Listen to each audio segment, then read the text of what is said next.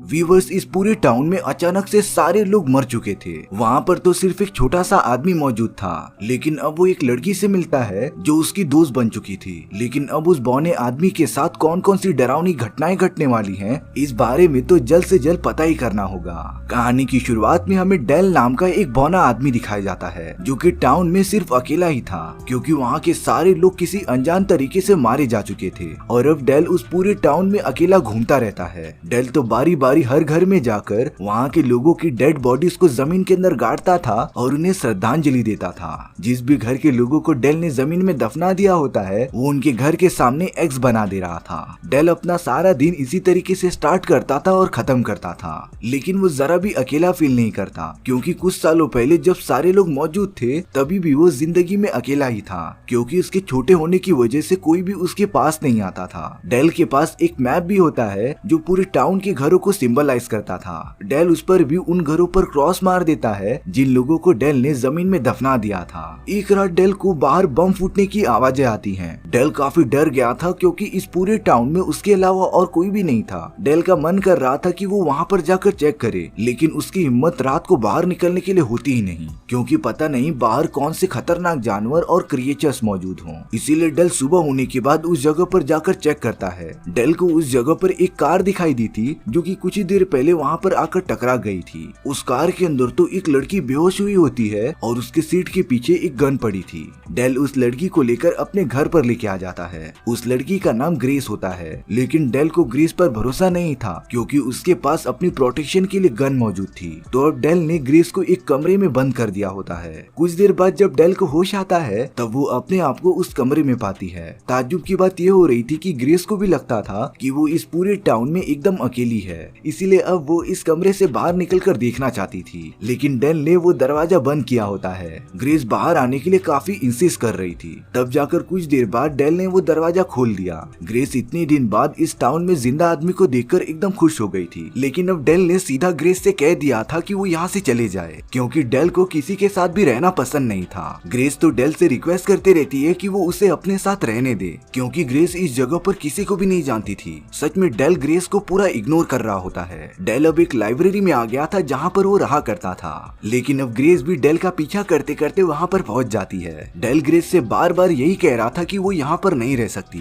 पर अब काफी रात होने के कारण डेल ने ग्रेस को परमिशन दे दी थी कि वो यहाँ पर कुछ टाइम के लिए रुक जाए। डेल ने तो ग्रेस को कुछ खाने के लिए भी दिया था। थोड़ा कंफर्टेबल होने के बाद ग्रेस डेल से पूछती है कि क्या उसे इस तरह अकेले रहना अजीब नहीं लगता।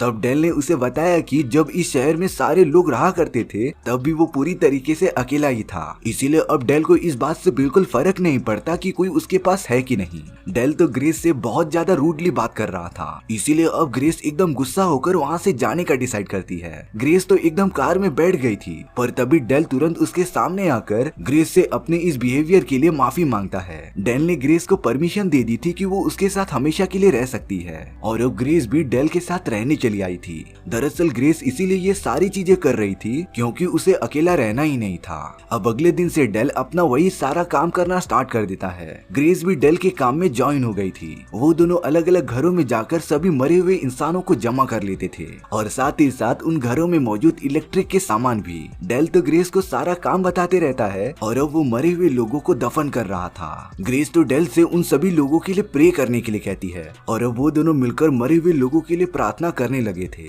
धीरे धीरे डेल और ग्रेस एक दूसरे से काफी कंफर्टेबल हो जाते हैं। वो दोनों तो एक दूसरे के काफी करीब भी आ गए थे। एक दिन जब ग्रेस को डेल दिखाई नहीं देता, तब वो उसे ढूंढते ढूंढते स्टोर रूम में चली जाती है, जहाँ पर उससे बहुत सारे लोगों की तस्वीरें दिख रही थी। दरअसल डेल जिन भी लोगों को जमीन के अंदर गाड़ता था, वो उनकी फोटो अपने पास जमा कर लिया करता था, लेकिन इन सभी के पीछे एक्चुअल वजह क्या थी, ये बात ग्रेस को समझ ही नहीं आती। इसीलिए अब ग्रेस बाहर निकल जाती है डेल को ढूंढने के लिए। तभी डेल को पास ही वाले घर में एक कुत्ते के भौंकने की आवाज आती है। जब डेल उस घर के अंदर गई तो सारे लोग मर चुके थे, सिर्फ उनका एक छोटा सा डॉग बचा था, जिससे कि ग्रेस अपने पास ही रखने का डिसाइड करती है, क्योंकि ग्रेस को जानवरों से बहुत ज्यादा प्यार था। ग्रेस जब उस डॉग को लेकर डेल के पास आ गई थी, तब डेल उस डॉग को देखकर एकदम गुस्सा हो गया था, क्योंकि डेल को जानवरों से काफी चिढ़ होती थी। लेकिन थोड़े टाइम बाद डेल भी राजी हो गया था उस कुत्ते को रखने के लिए। वो दोनों उस कुत्ते का नाम डॉग रखते हैं, और अब धीरे धीरे दिन बीतते जा रहे थे। एक दिन ग्रेस के उसी डॉग ने डेल की कुछ इंपॉर्टेंट किताबें फाड़ दी थी, जिससे कि डेल पहले बहुत ज्यादा गुस्सा होता है, पर उसने अपना ये गुस्सा ग्रेस के सामने जाहिर नहीं किया। लेकिन अब अगले दिन ग्रेस को अपना वो डॉग कहीं नहीं मिलता। ग्रेस तो काफी ज्यादा घबरा गई थी, लेकिन डेल ग्रेस को समझाता है कि वो डॉग को कैसे भी करके ढूंढ लेंगे। इसीलिए अब वो दोनों डॉग को ढूंढने के लिए बाहर निकल जाते हैं। तभी ग्रेस को ये एहसास हो गया था कि डेल ने ही गुस्से में आकर उसके डॉग का कत्ल किया है। इसीलिए अब डेल भी ग्रेस से काफी ज्यादा नाराज हो जाती है और अब वो डेल से ये सवाल पूछ रही थी कि वो मरे हुए लोगों की पिक्चर्स आखिर क्यों जमा करता है। डेल को उन सभी मरे हुए लोगों से कुछ भी लगाव नहीं था, क्योंकि वो उन लोगों को दफन करने से पहले कोई भी प्रार्थना ही नहीं करता था। डेल को तो ये सारी बातें सुनकर एकदम से झटका सा लगता है और अब वो तो ग्रेस से इन सारी चीजों के लिए माफी भी मांगता है। दरअसल डेल ऐसा पहले नहीं हुआ करता था, बल्कि उसकी पूरी सोसाइटी और सिचुएशन ने उसे ऐसा बना दिया। अब जैसे जैसे टाइम बीतता जा रहा था, ग्रेस ने डेल की गलती के लिए उसे माफ कर दिया होता है और अब वो दोनों एक साथ अपने काम में लग जाते हैं। वो अलग अलग घरों से मरे हुए लोगों को उठाते थे और उन्हें जमीन के अंदर दफन कर देते थे। ग्रेस और डेल ने तो अपना अपना काम बांट लिया होता है और अब उन दोनों ने मिलकर शहर के सभी घरों को लगभग कवर कर लिया था। इसीलिए अब ग्रेस एक बहुत बड़े घर में आ जाती है। डेल और ग्रेस के पास वॉकी टॉकी होती थी, जिसकी मदद से वो दोनों हर मिनट अपनी अपनी इंफॉर्मेशन प्रोवाइड करते थे। पर जब ग्रेस के कहने पर डेल भी उस घर में आ जाता है, तब वो काफी ज्यादा इमोशनल हो गया था, क्योंकि ये घर डेल के ही माँ बाप का होता है और उसके सारे घर वाले मर चुके थे, जिसका दुख डेल को आज तक था। पर ग्रेस कैसे भी करके डेल को संभालती है और डेल को अपने लाइब्रेरी वाले घर पर लेके जाती है।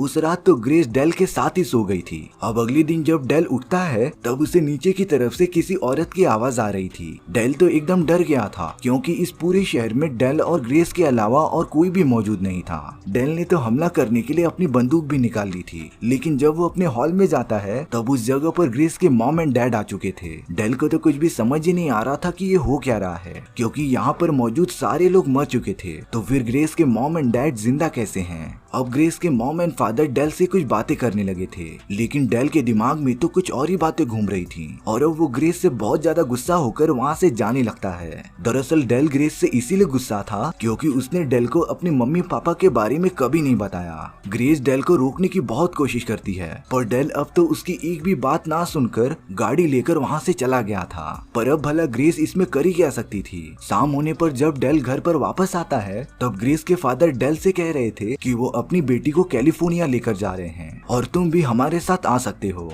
लेकिन डेल अपनी ही दुनिया में खुश था, वो उनके साथ जाने से एकदम इनकार कर देता है। लेकिन ग्रेस के डैड ने जाते जाते कैलिफोर्निया का एड्रेस डेल की एक किताब में लिख दिया था और अब ग्रेस अपने मॉम एंड डैड के साथ गाड़ी में बैठकर कैलिफोर्निया के लिए निकल गई थी।